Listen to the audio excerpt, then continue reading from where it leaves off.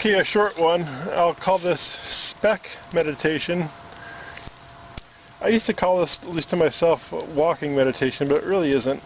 Not in the classic sense anyway. This is where it's ideal to find a little speck of glitter or something that sparkles like a piece of glitter. But if you can just find a white speck or even a black speck, you don't have to put any negative thing on a black speck. Maybe use it a little differently. But say you're waiting in line at the DMV, or you're in a line somewhere and you don't have anything to read, or you want to meditate just to calm down.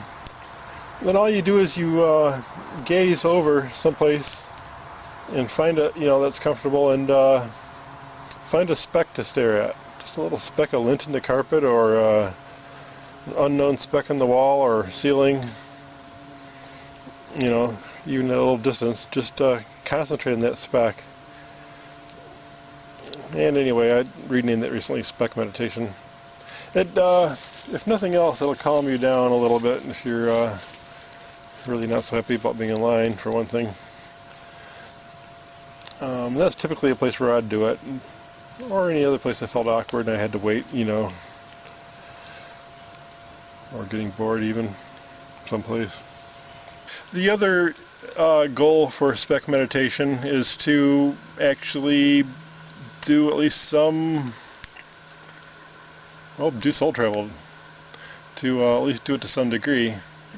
Usually kind of a split consciousness thing, because you're standing there and you don't want to fall over or spaz out in the crowd or something, you're trying to keep your composure that way.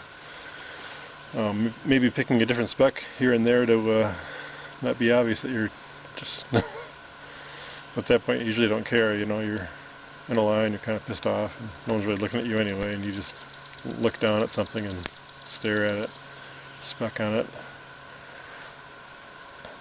But the other thing to use it for is actually a soul travel technique.